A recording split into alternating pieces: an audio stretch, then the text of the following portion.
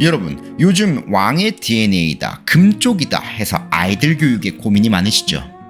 세계가 엄청나게 변해간다고 하는데 앞으로는 도대체 뭘 해야 이 무섭게 변하는 세상을 잘 살아갈 수 있을지 고민이 되실 겁니다.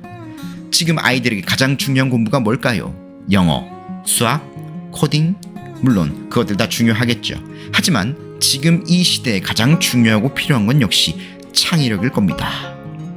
진짜 상상력 왕의 DNA를 가진 창의력 천재로 키우는 방법, 그것도 돈 들이지 않고 창의력 키우는 아주 오래된 최고의 비법을 썰어드릴까 합니다.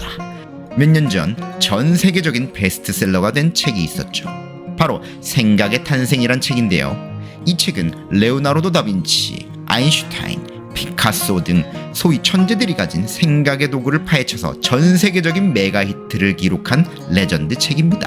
그런데 이 책을 쓴 저자가 천재들의 삶을 연구하면서 나중에 발견하게 된 놀라운 점이 있었는데요.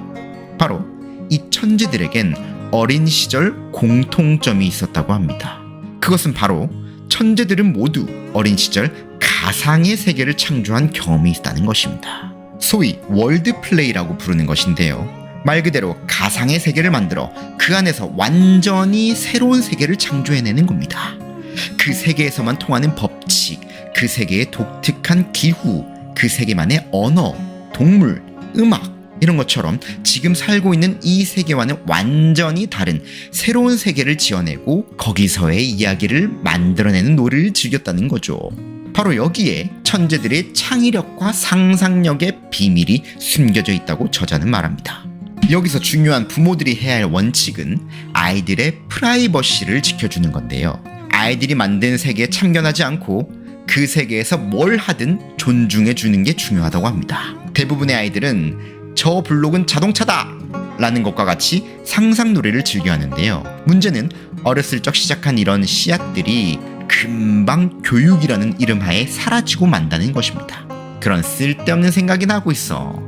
딴 생각하지 말고 이 문제나 풀어!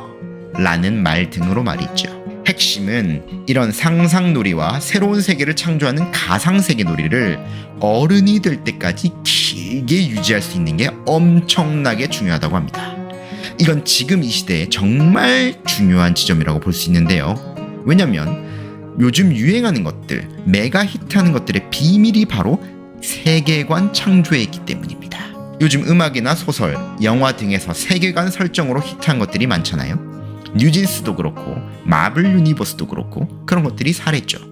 이 세계관을 만드는 연습을 어린 시절부터 키워주고 유지시켜주는 게 앞으로의 시대를 살아가는데 가장 큰 무기가 될 수 있을 것 같습니다.